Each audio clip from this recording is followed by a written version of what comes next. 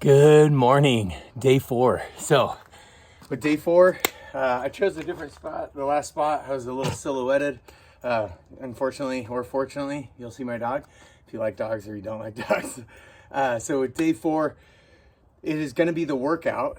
And so remember, we're just basically reinforcing and training movements so that we can build strength, we can build mobility, we can build endurance in these movements. And so remember, the movements are push, pull, squat, hinge, lunge, and rotate or twist, right? So with the push, again, you can hold a plank or we could do push-ups. This time I'm gonna actually do the movement. If you need to modify it, go ahead. Modify it just means do less movement, right? So with any of the movements, modifying it means do less movement, because less movement and then just stabilizing, you have a lot more control and you can still engage the musculature that's involved in that push or in that pull or in that squat or in that hinge or in that lunge or in that rotation.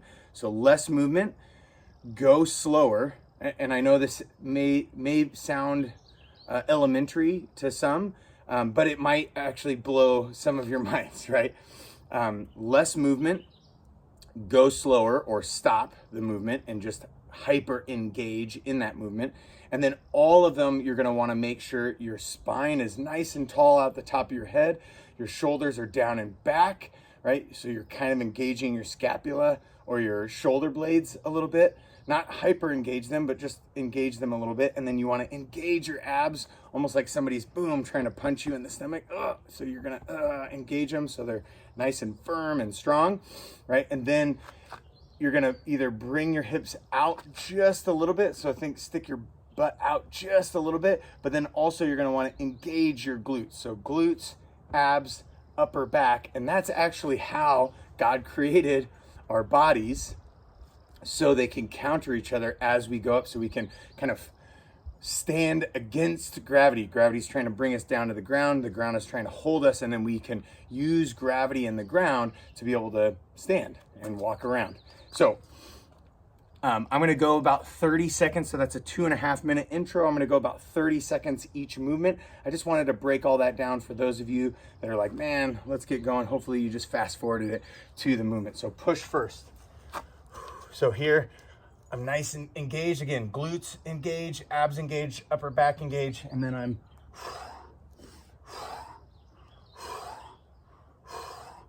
all the way down, all the way up, shoulders down and back.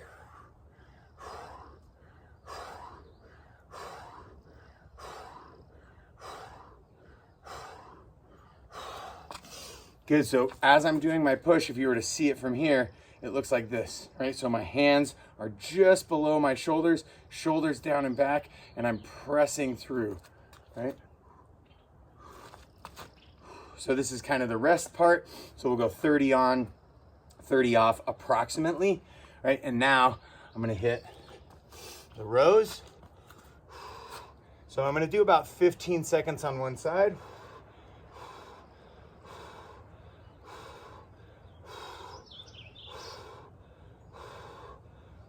And then I'm gonna switch. Notice the side that I'm pulling, that foot is back, the other foot's forward. I got most of my weight on that foot, and then I've got weight on the table to help me engage my abs so that I'm not rounding my back. My back is nice and straight again. Butt's kind of out, chest is out, shoulders down and back.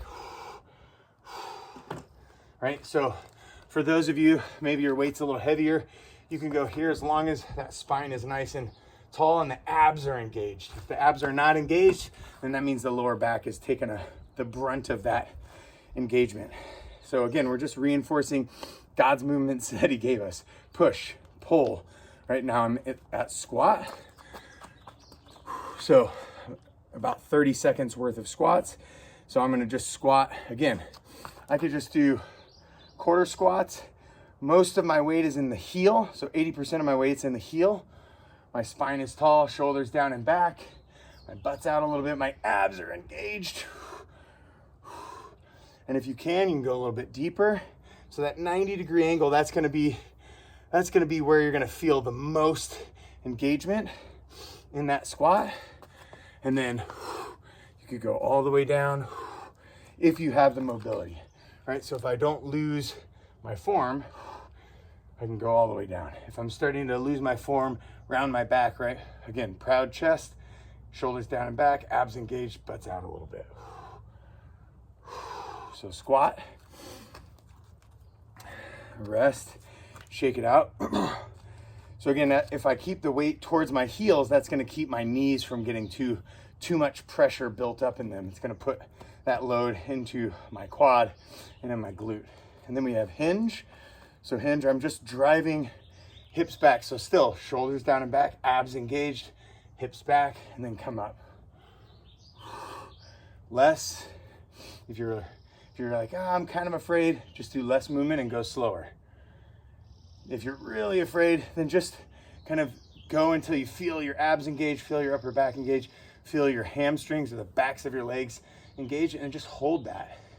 And then try to really force good form. But for those of you that can do that well, right, we can go all the way until we're about 90 degrees at the hips or even past that, parallel to the ground, as long as we can maintain good form.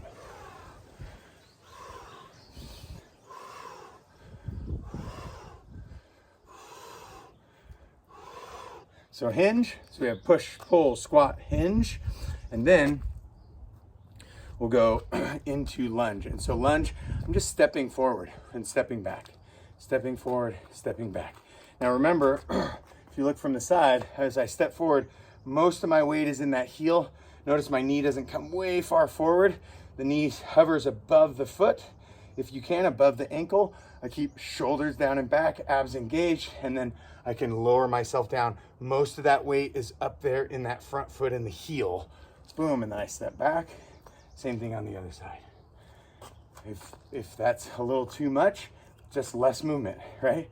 And if that's a little too much, just go really slow until you feel like, oh, I can control this.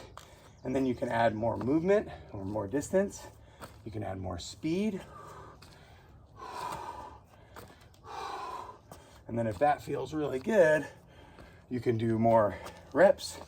You can do more sets. You can add weight. You can even add upper body movement.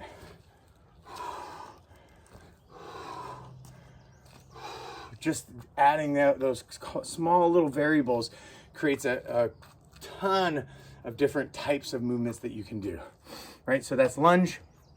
And then we'll go into, last but not least, rotate. So put my hands together and rotate, right? This is just basic torso rotation. Notice I've got slight rotation happening. If I over rotate, then I put too much pressure on my low spine, and the low spine is not made to do tons of rotation. That's the mid spine or thoracic spine, right? And then the faster I go, the more it forces the engagement of my abs. You could hear that, you could feel that, right? And if I want, I can add more rotation. So I can open up the rotation by allowing rotation to happen here, right, in my hip, and then rotation with the ball of my foot rotating on the ground. And then I can add shoulder rotation in that. My dog's up there in the woods snooping around, right? So we've got push, pull, squat, hinge, lunge, and rotate. So that is, I think, a perfect amount of movement to try to conquer. That's how our body moves. The only thing that we are missing is the cervical spine. But if you watch, if I'm looking at you still while I'm rotating, I'm actually counter rotating with my cervical spine. So even that is getting in to the rotation. And so we can start from the top again. And you can add rest, you can take away rest, right? You can add more sets, you can do this again and again and again. So I could just maybe do 5, right, fast. Come up, 5, fast, 5, fast, squat,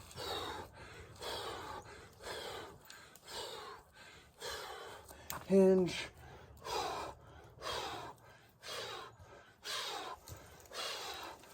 lunge.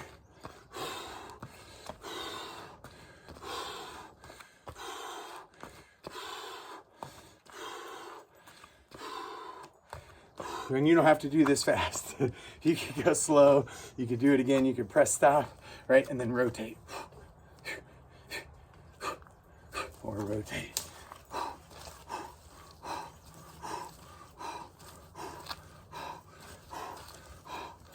And shake it out. And that movement to the glory of God. Enjoy. I love you and I'm praying for you.